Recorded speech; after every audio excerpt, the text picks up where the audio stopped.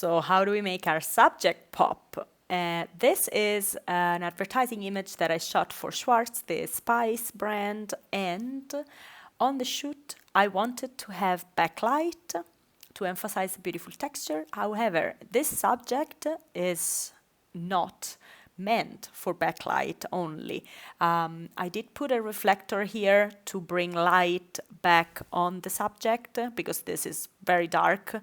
I'm not happy with that. However, I do like all the dark shadows that emphasize the texture of the napkin here very much, that emphasize the beautiful texture here on the paper. So if I put a reflector there, all of these shadows were going to disappear or were going to be brightened. So I did not want to use a reflector in this image. I knew that I could easily do this in Lightroom. I could easily brighten up the surface of the wrap, the inside of the wrap, to show the beautiful texture inside. I knew I could do it in Lightroom easily, so I did not bother with a reflector. So let's see how we make that happen.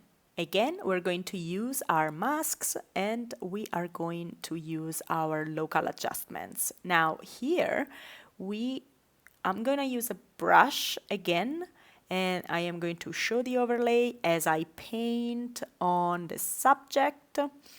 This is the same exact thing that we did earlier when we wanted to clean our cutlery.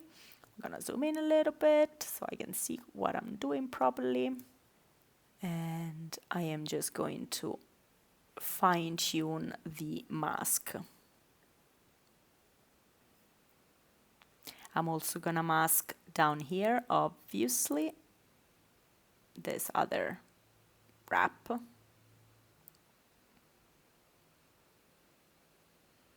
And I'm just gonna do this fairly quickly, again, just for tutorial purposes, but you can spend as much time or as little time as you need in order to make it look realistic. And I went a little bit overboard here, so I'm gonna press Option and then clean up and remove the mask from where I don't want it. Okay, there we go. So that's pretty good for now. I am going to hide the red overlay so I can see what I'm doing on it. And then I'm going to scroll down to the selective adjustments, which are over here. First thing I want to do is increase the exposure a little bit. Ta-da, and already look at the difference that makes. I don't want to overdo it, because if you overdo it, obviously it's going to look super fake, but just enough that it's bright enough and it still look realistic.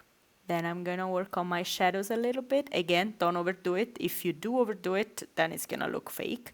So just working on my shadows a little bit, and then I am just going to increase my whites a little bit just to give it that extra punch. There we go. And it pretty much looks fairly realistic now. I also want to give it a little bit of contrast. There we, not too much. There we go. So, and then you can toggle the mask on and off just to see the before and after. And also, a super cool thing here, you can, if the mask is selected, you can just adjust the amount of the whole mask. Do you, like, if you realize this is too much, you can like just bring it down a little bit, and then you have it, the before and after. So that looks a lot better.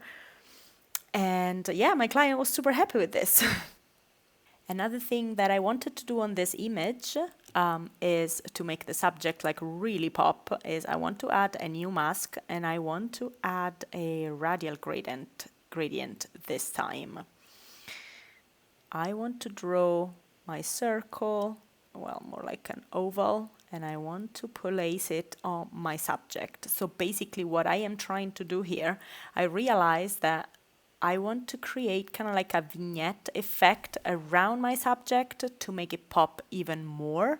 So I am creating a radial gradient on my subject. Again, I want to show the overlay so I can see what I'm doing, and I want to invert the mask. so that basically I am affecting everything but my subject. I also want to reduce the feather a little bit to make it, see, feathering means how sharp or how soft the edges of the mask are.